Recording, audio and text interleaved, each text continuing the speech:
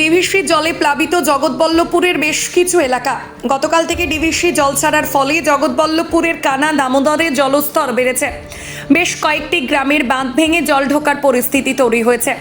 যদুপুর ও বাকুল এলাকার একমাত্র যাতায়াতের রাস্তাটির উপর দিয়ে বইছে জল, যার ফলে সাধারণ মানুষকে সমস্যার মধ্যে পড়তে হচ্ছে। হাফেজপুর এলাকায় বাঁধ ভাঙার পরিস্থিতি তৈরি হয়েছে।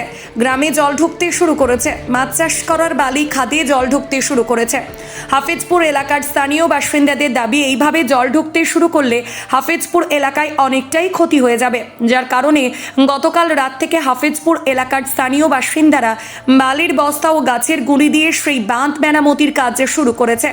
এর পাশে হাফেজপুর ও নাইকুল যাবার জন্য যে রাস্তা তৈরি করা হয়েছিল, সে রাস্তায় ইতিমধ্যে ভাঙতে শুরু করেছে এবং এর পাশ দিয়ে একটি কংক্রিটের সেতু নির্মাণের কাজ চলছিল এবং সেই শ্রমিকরা পাশেই নদীর পাড়ে যে অস্থায়ী বাড়ি ভাঙতে শুরু করেছে। ছেড়ে দেওয়ার জন্য এটা পরিস্থিতিটা হয়েছে। এটা বাঁধের একটা ক্ষয়ক্ষতির দিকে গেছে, তো আমাদের প্রশাসন ভালো আমাদের ঘরে সাহায্য করছে। ওনারা চেষ্টা করছে যে কোনোভাবে এটাকে বাঁচাবার। আশা করি আজকে এটা কমপ্লিট হয়ে যাবে।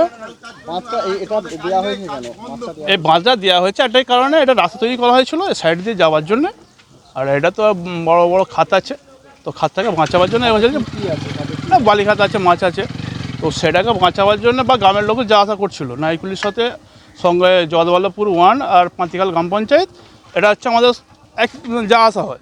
বাঁধ যেহেতু এখানে নতুন ব্রিজ নির্মাণ হচ্ছে, এই কানা দামোদরের ওপরে 3খানা ব্রিজ নির্মাণ হচ্ছে। এবার ব্রিজ নির্মাণের ফলে এখানে যে সিভিলের কাজ চলছে, সেই সিভিলের কাজের জন্য তাদের নিজেদের সুবিধার্থে যতটা এখানে বাঁধ কেটে নিজেদের মতো করে করেছিল, কিন্তু কেউই জানে না যে এই পরিমাণ জল কানা দামোদরের ওপর দিয়ে পাস করানো হবে।